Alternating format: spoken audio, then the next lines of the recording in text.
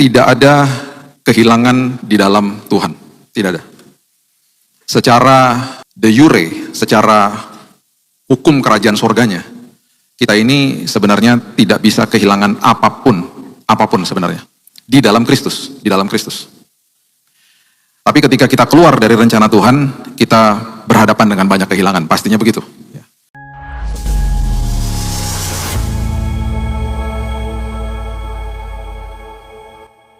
Tuhan, Engkau harapan kami.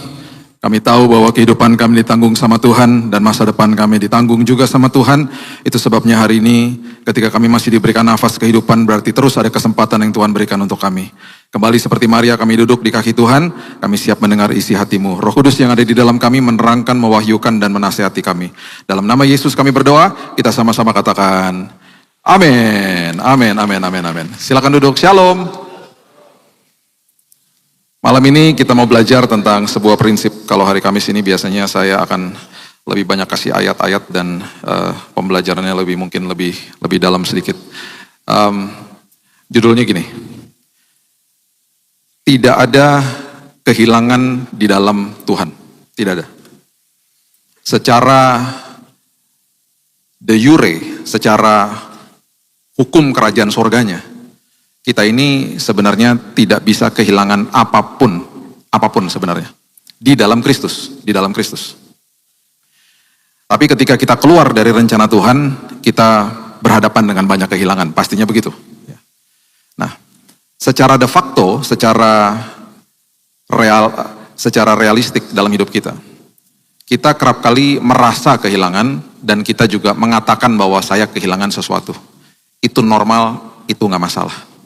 Tapi sebenarnya di dalam posisi kita bicara posisi kita di hadapan Tuhan dalam kerajaan sorga, kita ini tidak bisa kehilangan apapun sebenarnya, di dalam Kristus sekali lagi. Ya. Kenapa saya katakan begitu? Karena firman Tuhan mengajarkan, apapun yang diberikan sejak awal kepada manusia, itu sudah dibentangkan sejak kreasi pada mula-mulanya, dan kemudian Tuhan berikan apa kepada manusia, dan apa yang Tuhan katakan sampai kepada perjanjian baru. Ya. Kita baca sama-sama ayat klasik yang luar biasa, Kejadian 1 ayat 26.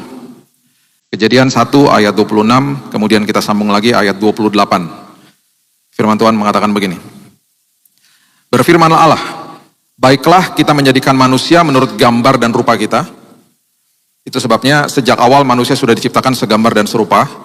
Saya kurang setuju kalau ada orang Kristen berdoa begini, Tuhan jadikan kami segambar dan serupa seperti Engkau, jadikan kami segambar dan serupa. Sudah. Gambar dan rupa Tuhan bisa ketutup sama sampah dunia, bisa ketutup sama ulah kita sendiri, bisa ketutup sama sebuah pengertian tentang identitas yang salah. Itu bisa terjadi. Itu sebabnya ketika hal itu terjadi, ya gambar dan rupa Tuhan yang sudah ada di dalam kita ditutupi dengan semua sampah-sampah dunia ini. Atau nilai-nilai dunia lah. Bahkan Alkitab mengatakan kalau engkau nggak jaga mata, salah satu dari pintu gerbang hati, betapa gelap hidupmu.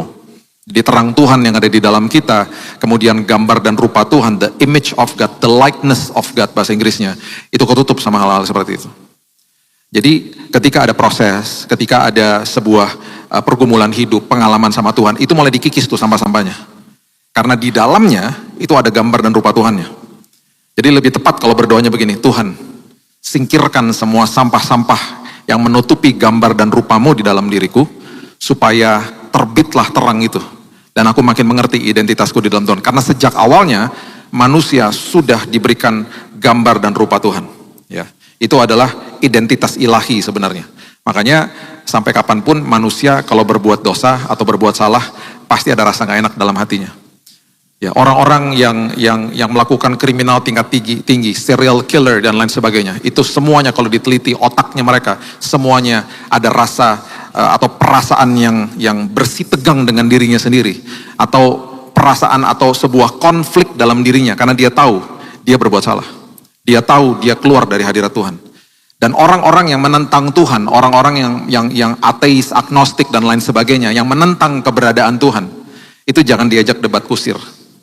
Saya pernah ngalamin hal seperti itu di rumah saya ketika dua orang teman datang ke rumah dan Tuhan kasih hikmat sama saya, jangan diajak debat kusir karena saya udah terpancing karena saya kesal gitu ya.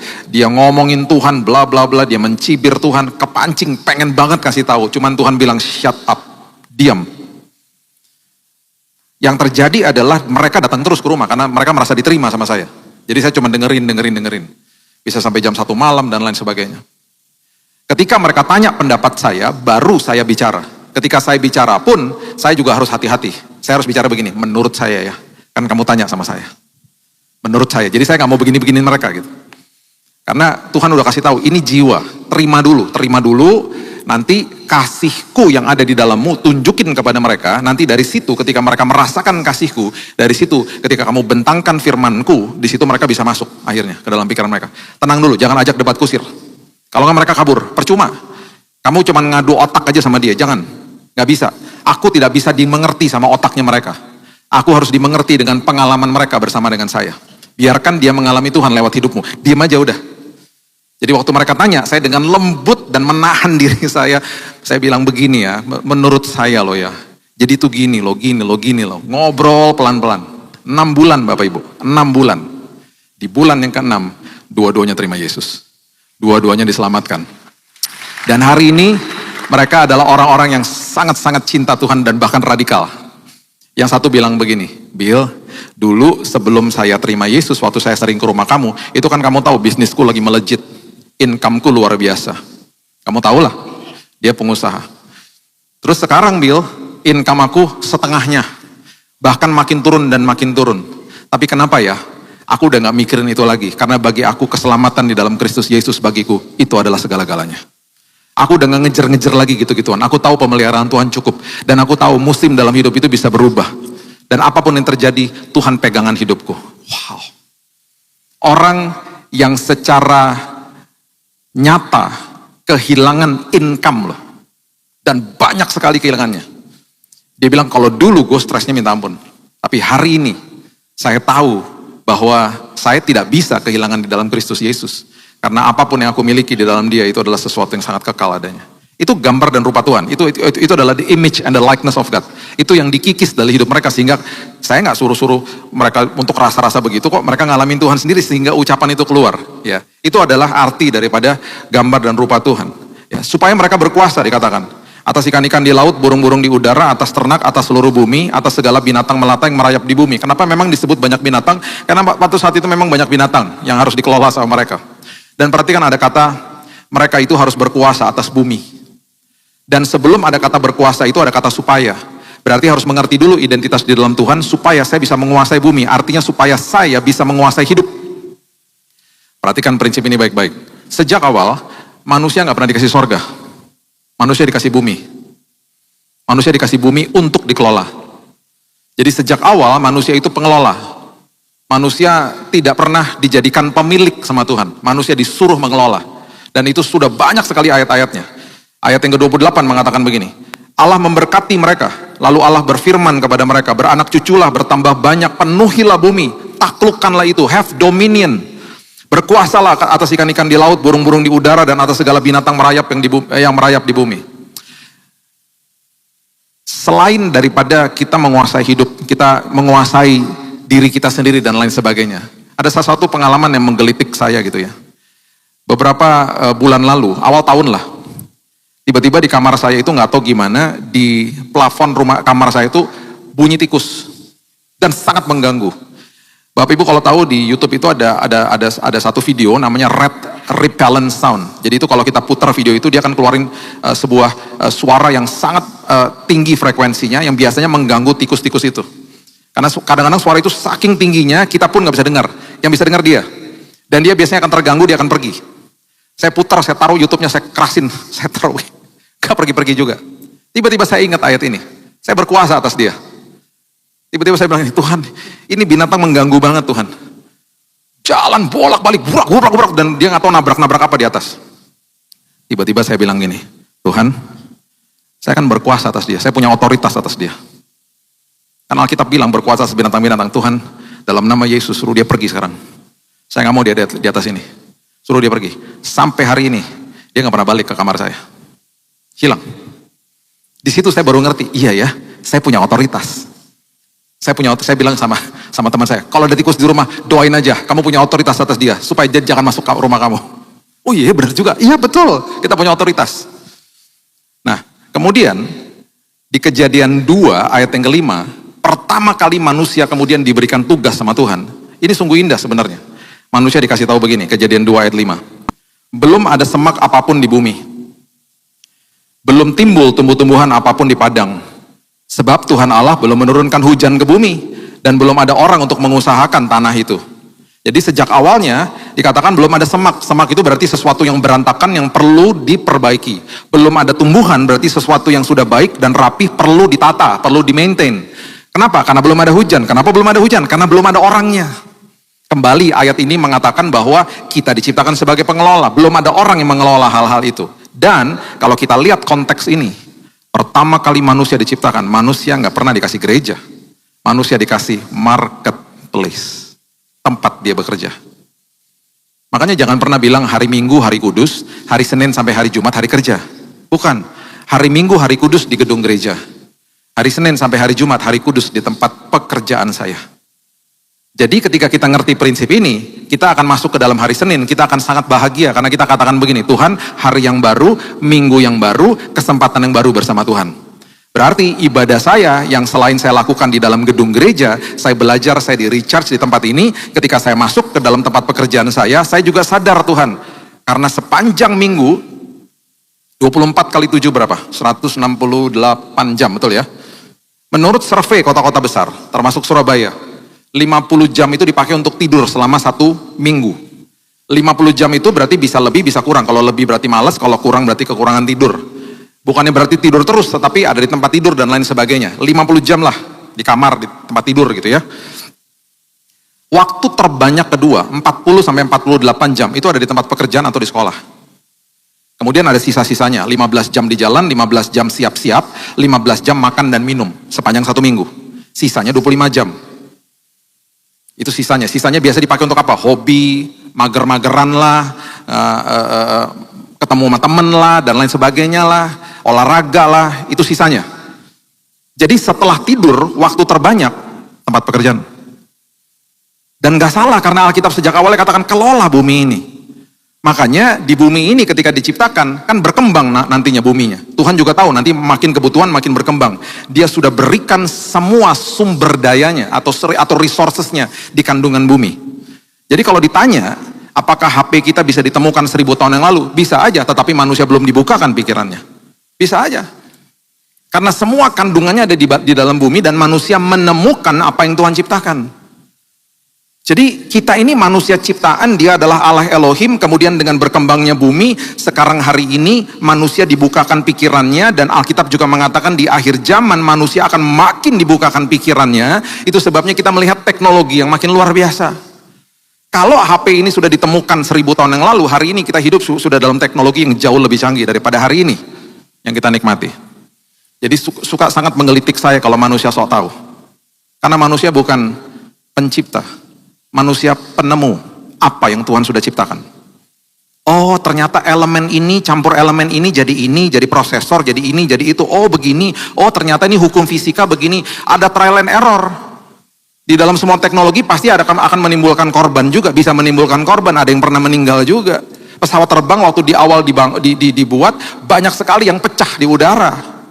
Fuselage itu berarti badan pesawat pecah. Karena tekanannya makin tinggi di atas. Kemudian diperbaiki lagi, itu kan otaknya digunakan terus, ada hikmat yang baru akhirnya.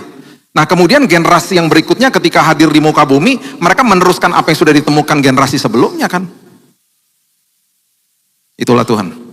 Makanya kalau manusia masih gak mau percaya sama Tuhan, dia menggunakan resources apa yang Tuhan ciptakan untuk membawa kekayaan bagi dirinya sendiri, dan dia katakan itu semuanya karena saya.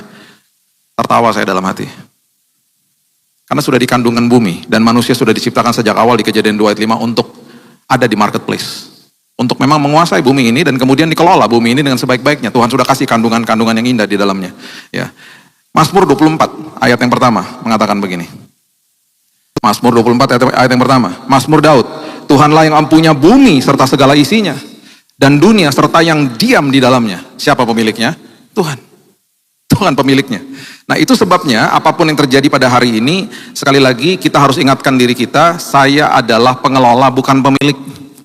Itu Itu sebabnya apa yang terjadi ketika talenta dititipkan 5, 2, dan 1, ya di Matius 25, nanti Bapak Ibu baca sendiri, ketika yang 5 diberikan talenta, ketika menjadi 10, ketika tuannya kembali, dikatakan engkau adalah hamba yang baik dan setia.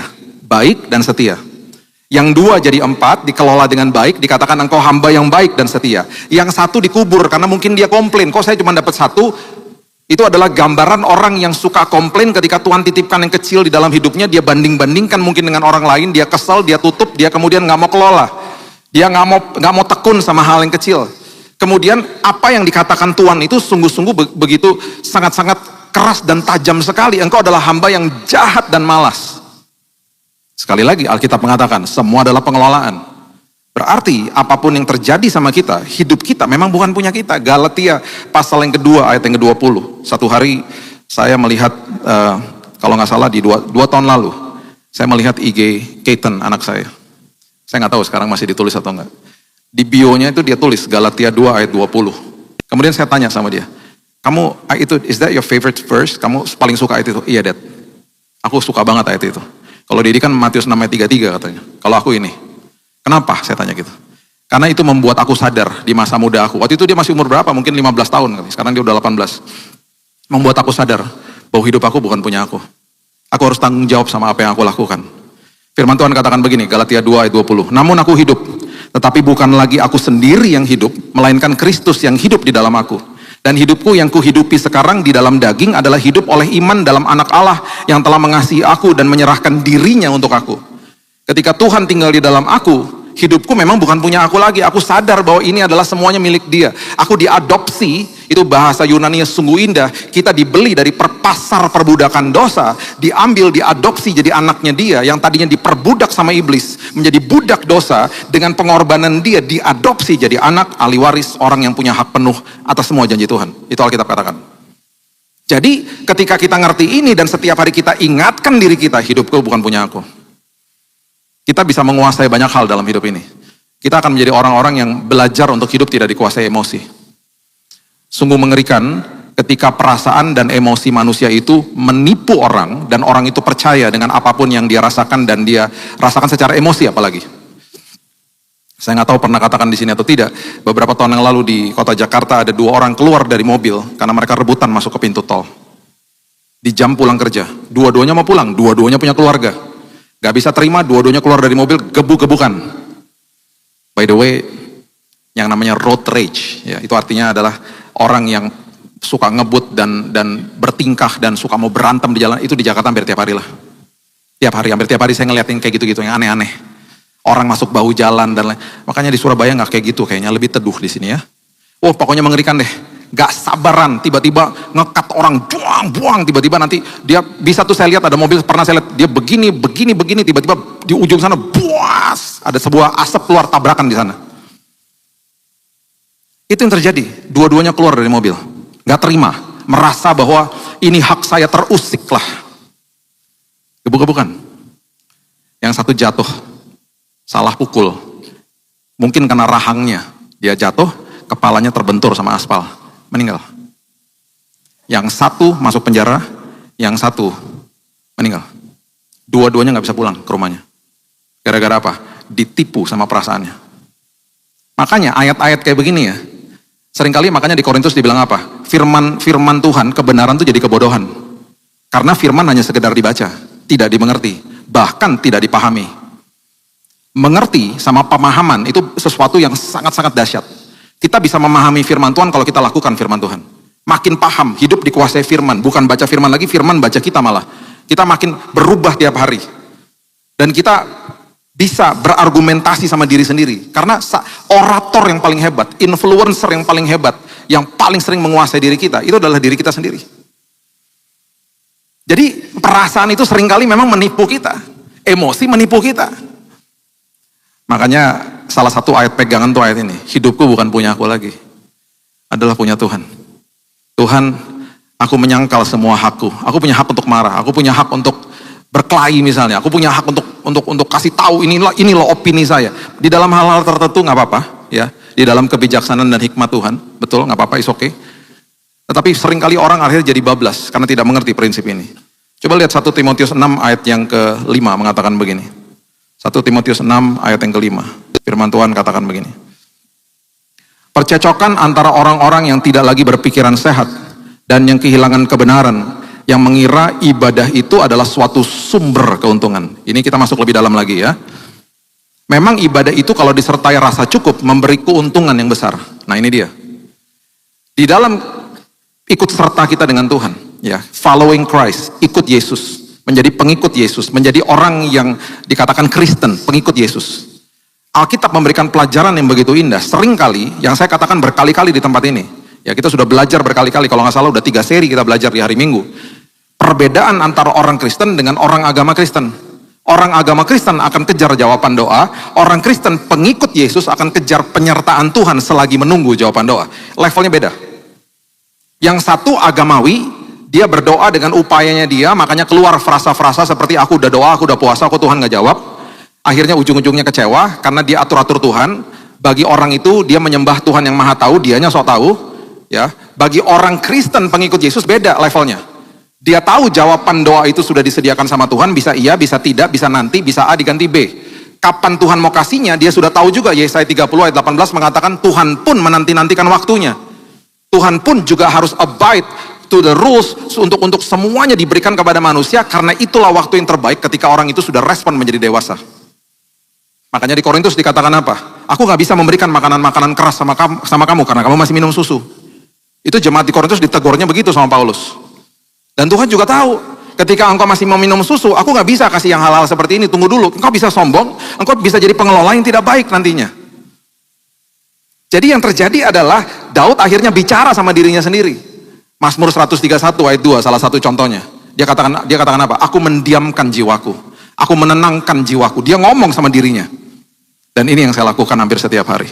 Karena saya gak mau ketipu sama perasaan saya. Saya paling gak setuju kalau ada orang ngomong ini, trust your feeling, no. Saya paling tidak setuju orang ngomong begitu. Ikuti perasaanmu, trust your feeling. Itu kan frasa dunia. Saya nggak percaya. Saya paling nggak percaya sama hal seperti itu. Trust the Holy Spirit in you. Minta pimpinan dan tuntunan Dia dalam hidupmu. Makanya Mazmur 131 ayat 2, coba lihat. Dikatakan, aku menenangkan, ya, dan mendiamkan jiwaku. Tuh, aku menenangkan dan menenangkan jiwaku. Kalau saya bisa tambahkan yang penuh sampah. Seperti anak yang disapih berbaring dekat ibunya. Ya, seperti anak yang disapih jiwaku dalam diriku. Disapih itu adalah meninggalkan ketergantungan sama susu. Dia ngomong gitu loh, karena dia tahu jiwanya itu bisa merusak dirinya sendiri. Makanya Yeremia 17 bilang apa? Yeremia 17. Siapa yang bisa percaya sama hatinya? Makanya orang kalau melakukan kriminal ya, kemudian di interview, terus kita lihat di kantor polisi, dia ngomong apa biasanya? Iya Pak, saya kilaf Pak. Kalau di luar negeri, I didn't know what I was doing. Saya nggak tahu apa yang saya lakukan tadi. Manusia nggak kenal dirinya. Terus kita mau bilang, trust your feeling. Alkitab udah jelas kok ngomong. Yeremia 17 bilang apa? Siapa yang bisa mengerti hatinya sendiri? Makanya prinsipnya ya, makin dekat dengan Tuhan, makin intim dengan Tuhan, kita makin kenal diri kita sendiri. Hati-hati loh. Makanya saya katakan kan, orator yang paling hebat, influencer yang paling hebat, diri kita sendiri. Kalau kita ngertinya salah, ya bablas sudah. Kita ngasih tahu diri kita ya kesalahan terus. Makanya Petrus bilang apa di 2 Petrus 3 ayat 17 dan 18? Dia bilang apa? Dia bilang gini, kalau kamu nggak mau tersesat, kalau kamu nggak mau kehilangan pegangan, bertumbuhlah di dalam kasih karunia. Dan nggak ada Injil yang lain. Injil kasih karunia. Dan pengenalan akan Yesus Kristus, Tuhan dan Juru Selamat kita. Itu yang terjadi. Nah, yang Timotius katakan, Timotius ini muridnya Paulus, dia katakan apa? Seringkali orang menggunakan ibadah untuk kepentingannya dia. Dikatakan begini, dia mengira ibadah itu adalah sumber keuntungan. Jadi dia datang kepada Tuhan dengan segenap upaya-upayanya dia, makanya dia katakan apa? Aku udah lakukan ini loh Tuhan, aku udah berdoa, aku udah begini loh Tuhan. Kok Tuhan gak jawab sih? Dia mengira ibadahnya dia membawa keuntungan bagi dia. Ayat 6 katakan begini, ibadah kalau disertai rasa cukup. Perhatikan ini, memberi keuntungan besar. Dengan kata lain, kalau senantiasa kita isi diri kita dengan ucapan syukur, justru itu menjadi keuntungan besar bagi kita. Bahkan di dalam sebuah tragedi pun, bahkan di dalam sebuah hal yang terberat pun, ketika kita cari pasti ada kebaikan Tuhan di tengah-tengahnya. Itu membawa keuntungan bagi kita. Bapak Ibu, musim akan berganti. Dan musim akan selalu berganti. Kita nggak pernah tahu apa yang terjadi. A changing things can happen anytime. Cepat sekali. Saya 2 minggu lalu ada di daerah Pondok Indah di Jakarta. Saya ada ibadah jam 6 sore di rumah teman saya. Karena saya udah datangnya kecepatan sama istri saya bilang sama dia, kita ke mall yuk sambil ngopi-ngopi berdua, ngobrol-ngobrol. Lagi ngopi, lagi tenang, have a good time berduaan, anak saya telepon.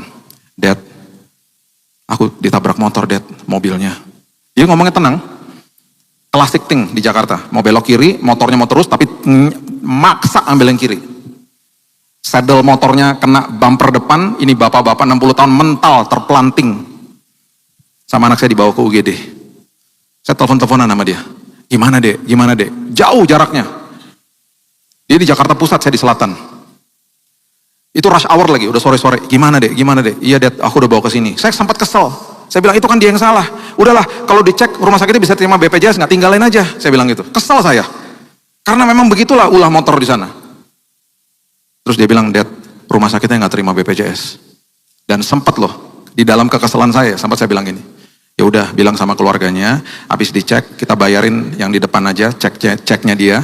Ya, habis itu pindahin, suruh dia pindah sendiri ke rumah sakit yang terima BPJS. Karena kan salahnya dia, kamu pulang aja dek. Anak saya telepon lagi. Ini bapaknya kesakitan. Dia nangis kesakitan. Perbagian rusuknya. Harus di x-ray katanya. Nah loh, saya mau ibadah. Akhirnya saya bilang gini mas, udah deh, kamu di sini, kamu ke rumahnya teman itu, saya pulang aja. Saya ke rumah sakit. Dalam waktu, kita baru duduk, baru saya pesan kopi. Baru kita mau duduk pesan double espresso, that's my favorite. Espresso, aduh udah baunya enak banget. Baru mau minum, jadi minumnya buru-buru. Saya jalan, dah. Dan saya udah tahu, saya nggak mungkin bisa balik jam 6 ke situ. Jauh banget jaraknya, 30 kilo. Jakarta pula gitu. Sampai di sana, di situ memang saya tahu lah, waktu dalam perjalanan kesel kan hatinya kan. Tuhan bilang gini, enggak Bil. Semua perubahan dalam hidupmu yang terjadi, ada kebaikan aku di dalamnya. Saya nggak tahu apa yang terjadi. Saya nggak tahu juga, saya bisa ambil hikmat apa dari sana, tapi saya percaya ada sesuatu lah nantinya, saya nggak tahu apa. Saya ke sana, saya lihat bapaknya, saya nggak tega. Saya lihat keluarganya, saya nggak tega. Akhirnya saya bilang, udahlah nggak usah dipindahin. Dijahit. Sampai malam dia di situ, puji Tuhan nggak ada yang patah. Dan ujung-ujungnya kita yang bayar. Padahal polisi di depan udah bilang, iya Pak, bukan salah adek Pak. Saya ada di situ tadi, ada saksi-saksi juga. Perubahan bisa datang kapan aja. Dan itu sebabnya ketika kita mengerti 1 Timotius 6 ayat 7, firman Tuhan mengatakan begini. Sebab kita tidak membawa sesuatu apa ke dalam dunia. Dan kita pun tidak dapat membawa apa-apa keluar. Kita nggak bawa apa-apa pas masuk, pas keluar juga nggak bawa apa-apa. Jadi firman Tuhan udah jelas kasih tahu. Kamu tidak bisa kehilangan sesuatu yang kamu nggak punya kan. Karena ketika kamu masuk ke dalam dunia, kamu nggak bawa apa-apa. Dan ketika kamu pergi, kamu nggak bawa apa-apa. Kamu nggak bisa kehilangan apa yang kamu nggak punya. Sejak awal kamu nggak punya apa-apa. Semua kita di dalam ruangan ini, semuanya keluar dari rahim ibu. Dan semua kita di ruangan ini dan seluruh dunia keluar dari rahim ibu nggak pakai baju. Ada yang berani bilang sama saya, oh enggak Pak, saya udah pakai baju. Menjerit susternya kalau ada yang pakai baju keluar dari rahim ibu. Di dalam kondisi seperti itu, kita nggak berdaya. Kita dikasih baju sama susternya. Kita bisa komplain, dikasih baju. Mana bisa? Dikasih baju segitu. Jangan baju ini suster, menjerit lagi susternya. Ini kok bisa ngomong anaknya? Gak berdaya kita. Ketika nanti kita pulang, dipanggil pulang sama Tuhan. Di momen itu, kita dikasih baju lagi. Saya yang mandikan jenazah ayah saya. Saya yang kasih dia baju dan saya tanya sama mama, ini jas yang papa sering pakai, ini sepatu yang dia sering pakai. Saya mandikan, saya yang kasih jasnya dengan tangisan, saya peluk dia for the very last time. Pak, see you later. Saya nggak pernah say goodbye sama dia. Karena saya tahu, nanti kita ketemu lagi ya Pak. Oh saya secara perasaan, oh jelas saya kehilangan dia. Tetapi di dalam kerajaan sorga, saya tahu saya tidak pernah kehilangan dia. Saya akan berjumpa lagi nanti sama dia. Jadi di dalam 2 momen ini, momen yang kita masuk dan keluar, kita nggak berdaya. Kita di dalam 2 momen ini, kita dikasih baju. Mana ada orang di peti mati tiba-tiba bisa begini, jangan pakai ini dong, bajunya jelek. Bisa bubar yang melayat lah. Mana ada? Di dalam 2 momen itu kita nggak bisa komplain, kita nggak bisa atur-atur siapapun. Itu adalah sebuah frasa yang luar biasa mengatakan bahwa kamu tuh nggak punya apa-apa. Itu sebabnya satu hal yang perlu kita perhatikan. Justru kita bisa kehilangan nyawa kita kalau kita justru kejar hal-hal yang ada di dalam dunia ini. Matius 10 ayat 39 mengatakan begini. Barang siapa mempertahankan nyawanya, ia akan kehilangan nyawanya. Dan barang siapa kehilangan nyawanya karena aku, ia akan memperolehnya. Saya nggak tahu kalau Bapak Ibu ikutin cerita martir daripada satu orang yang ikut beserta dengan orang Kristen Koptik dari Egypt, dari Mesir, yang kalau nggak salah tahun lalu mereka dimartir, dibunuh oleh kelompok radikal. Ada satu orang di situ yang bukan Koptik. Ketika ditanya, ketika akan dibunuh, dimartir, orang itu disuruh pergi. Kamu pulang aja, kan kamu bukan Coptic Christian. Tahu nggak dia bilang apa? Saya bergaul dengan mereka. Dan saya percaya dengan Tuhan yang mereka sembah. Walaupun saya bukan Coptic Kristen, tapi saya percaya sama Yesusnya mereka. Dia memilih untuk ada di situ. Dia dibunuh. Dibunuh, ada fotonya. Dan sebelum mereka dibunuh, ada videonya mereka bernyanyi bersama-sama. Upah mereka besar di sorga. Upah mereka besar di sorga. Saya nggak pernah lupa Domingus yang waktu awal tahun 2000 disembelih kepalanya ya sama radikal-radikal. Saya nggak pernah lupa ketika saya jumpa dengan dia. By the way, Bapak Ibu mungkin sudah tahu kesaksian dia. Dihidupkan sama Tuhan. Lehernya hampir putus, maaf ya. Dan saraf-sarafnya juga udah putus sebenarnya. Waktu dijahit sama rumah sakit, nggak tahu gimana Tuhan sambung saraf-sarafnya dan dia hidup kembali. Saya nggak pernah lupa waktu dia ngomong sama saya waktu berhadapan dengan 20 orang di depan saya. Mereka bilang sama saya untuk menyangkal Yesus. Saya bilang saya nggak mau. Di situ celurit itu nyamber leher saya. Saya tanya gini, apa yang kamu rasakan? Roh saya sudah diangkat sama Tuhan sebelum celurit itu menyentuh leher saya. Di situ pertama kali saya sadar bahwa orang-orang martir mempunyai kemurahan Tuhan yang luar biasa. Mereka nggak dibiarkan sakit. Matius 16 ayat 26 mengatakan apa? Matius 16 ayat 26. Apa gunanya seorang memperoleh seluruh dunia tetapi kehilangan nyawanya? Dan apakah yang dapat diberikannya sebagai ganti nyawanya? Saya punya teman, minggu lalu ngomong begini sama saya, Bill, saya kenal sama orang yang punya tempat tidur ratusan juta, tidurnya cuma sejam. Saya tidur di kos-kosan, tempat tidur saya nggak enak, tapi saya tidur 8 jam. Bukan hartanya, bukan apapun yang dunia berikan, tapi ketika orang punya damai sejahtera dan sukacita Tuhan, hidupnya berkelimpahan. Makanya di dalam ibadah, ketika kita mencari yang namanya sebuah ucapan syukur di dalam sebuah hal yang gak enak, keuntungan terjadi dalam hidup kita. Markus 9 ayat 41. Aku berkata kepadamu, sesungguhnya barang siapa memberi kamu minum secangkir air oleh karena kamu adalah pengikut Kristus, ia tidak akan kehilangan upahnya. Ini berbicara tentang kehilangan nyawa, kehilangan upah. Bahkan kalau engkau berbuat baik, kamu kan nggak akan kehilangan upahnya. Maksudnya apa? Semua kita, Bapak Ibu, semua orang percaya akan berdiri dinamakan tahta pengadilan Kristus. Orang yang tidak orang percaya berdiri di depan tahta putih yang besar. Tahtanya aja beda. Di situ nanti kita semuanya akan dihakimi.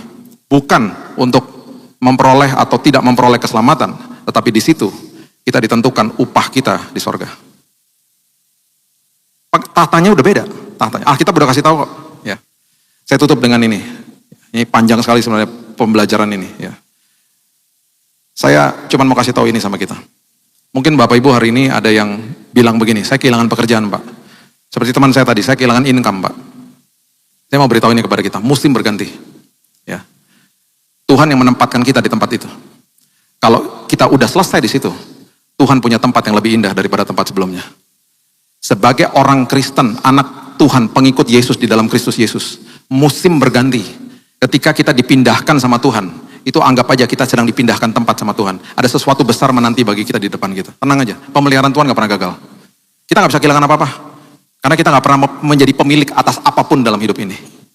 1 Tesalonika 4 ayat 13 dan 14 mengatakan, selanjutnya kami tidak mau saudara-saudara bahwa kamu tidak mengetahui tentang mereka yang meninggal. Ya, 1 Tesalonika 4 ayat 13.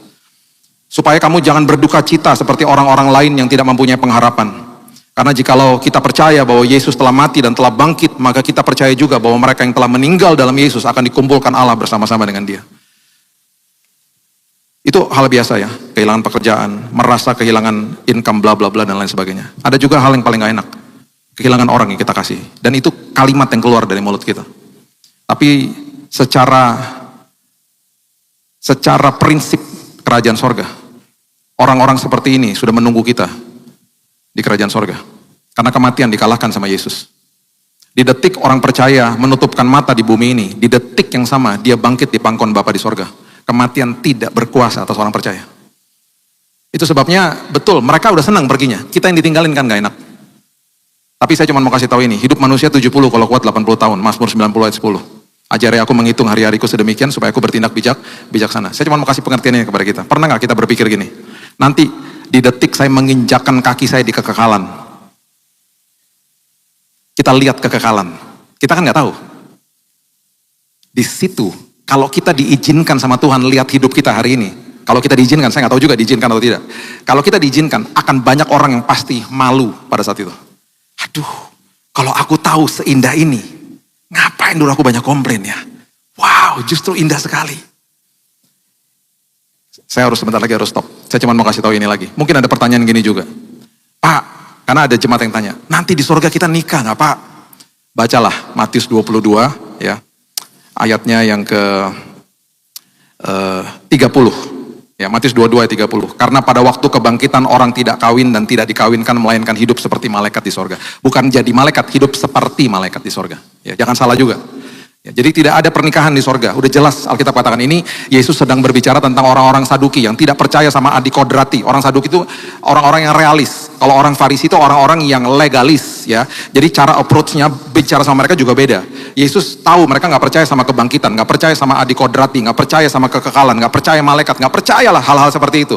Mereka bertanya, kalau sampai ada satu istri yang meninggal dan dia udah kawin sama kakak beradik, karena di hukum Yahudi kan begitu. Makanya Yehuda itu waktu anaknya meninggal, istrinya dikasih sama adiknya. Adiknya berbuat jahat, akhirnya dikasih lagi seterusnya. Dan akhirnya dia nggak mau kasih anak yang paling bungsu toh. Dan kita sudah tahu cerita tentang Tamar. Akhirnya dia mengelabui Yehuda, dia berpakaian seperti prostitusi. Dan akhirnya dia dihamili sama bapak mertuanya. Bapak mertuanya nggak tahu itu ternyata anak mantunya. Cerita yang ribet sebenarnya. Tetapi di balik itu ada sebuah pemulihan. Dia akhirnya menjadi salah satu silsilah di keturunan Yesus. Dan itu yang terjadi. Jadi waktu orang Saduki tanya, kalau misalnya kan nggak ada keturunan, yang ini udah menikah sama kakaknya, yang kakaknya meninggal, kan harus dikasih sama adiknya supaya ada keturunan. Kan itu memang tradisinya Yahudi. Jadi orang Saduki tanya, nah nanti di sorga kalau dia sampai kawin sama adiknya, misalnya suaminya 7, nanti di sorga nikahnya sama siapa? Itu yang ditanyakan. Yesus bilang apa? Nggak ada pernikahan di sana. Nggak ada kayak gitu. Jadi hari ini mungkin yang pernikahannya baik-baik saja akan mungkin ya nanti kamu nggak jadi istri saya, nggak jadi suami saya lagi. Yang hari ini pernikahannya nggak baik, waduh aku menantikan nanti saat kekekalan nanti aku lepas dari kamu ya. Pasti kan ada dua sisi of the story. Saya cuma mau kasih kekuatan sama kita. Berduka is okay, tetapi jangan berduka seperti orang yang tidak memiliki pengharapan. Semua kita akan dipanggil pulang sama Tuhan. It's okay untuk mengatakan saya kehilangan ini, itu kan hanya perasaan. Tetapi di dalam Kristus kita nggak bisa kehilangan apapun. Hidup kita dijamin sama Tuhan. Dan saya percaya kelak nanti kita akan bertemu dengan orang-orang yang kita kasihi. Saya tutup dengan kisah ini karena ada dua sisi daripada story.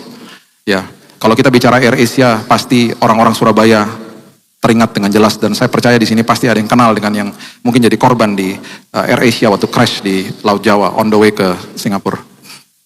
Saya kenal dengan seorang ibu yang suami dan anaknya meninggal di crash itu. Dan saya nggak pernah lupa. Ketika ayat yang tadi kita baca, ibadah itu ketika disertai dengan ucapan syukur, itu banyak keuntungannya. Dia katakan begini, di tengah-tengah tragedinya dia katakan begini, saya ngucap syukur Pak Billy, karena jenazah suami dan anak saya ditemukan. Saya masih bisa menguburkan mereka. Saya tahan tangisan saya, karena saya lihat sosok di depan saya, yang mengerti bahwa selama saya hidup di dalam dunia, bisa terjadi apa saja dalam hidup saya. Dan di balik itu semuanya ketika saya mengucap syukur, ada pemulihan yang dahsyat yang Tuhan berikan. Istrinya Ayub bilang sama suaminya, kutuk Tuhan kamu. Dan ketika dia stay sama Ayub, itu gak pernah dibahas tuh istrinya Ayub. Tuhan berikan pemulihan yang luar biasa. Ada sisi satu lagi, saya ketemu dengan seorang teman beberapa minggu lalu. Dia katakan, saya besok tuh harus ke Singapura. Saya mau cari pesawat yang paling pagi, dan pesawat AirAsia keluar karena paling pagi. Dia punya toko, dia mau klik pesawat itu. Tiba-tiba customer masuk. Dia nggak jadi klik. Sorenya dia mau cari lagi, pesawatnya udah sold out. Dia naik Garuda yang jam 7. Sampai di Singapura, itu WhatsApp-nya penuh dengan pertanyaan, kamu di mana, kamu di mana? Kenapa sih? Waduh ribet banget katanya. AirAsia baru crash. Kamu naik apa? Saya udah sampai di Singapura. Orang itu katakan gini sama saya belum bertobat, Pak, waktu saat itu. Tuhan berikan saya kesempatan untuk bertobat. Ingat, satu hal yang kita bisa hilang, kita kehilangan waktu. Kita kehilangan kesempatan bercengkrama atau punya keintiman sama Tuhan. Itu sebabnya kejar penyertaan Tuhan selagi menunggu jawaban doa. Dan apapun hal-hal yang gak enak terjadi dalam hidupmu, pasti ada kebaikan Tuhan di baliknya. Itulah kedaulatan Tuhan. Itulah misterinya Tuhan. Itulah Tuhan. Pasti membawa kebaikan bagi kita. Ya, saya percaya apapun yang kita sedang hadapi hari ini, paling tidak kita mengerti pelajaran yang indah ini. Di dalam Kristus, kita tidak bisa kehilangan apapun. Karena kita hanya sekedar pengelola. Dan nanti kekekalan menanti kita.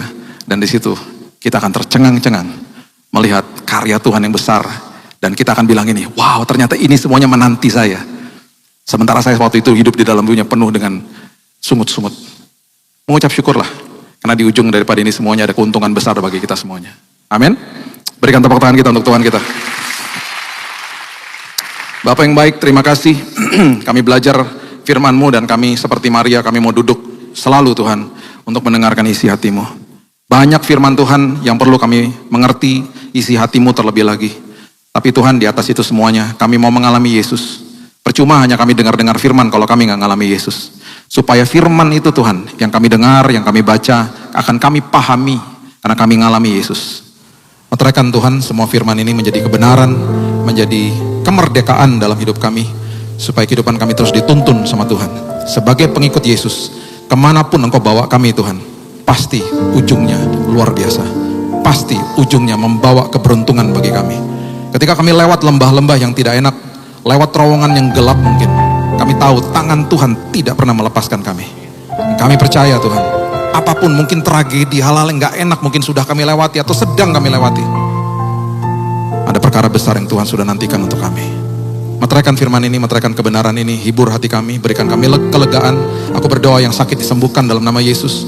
Perlindungan penyertaan Tuhan selalu nyata. Darah Kristus membungkus setiap kami. Dalam nama Yesus aku berdoa, kita sama-sama katakan. Amin. Tuhan berkati.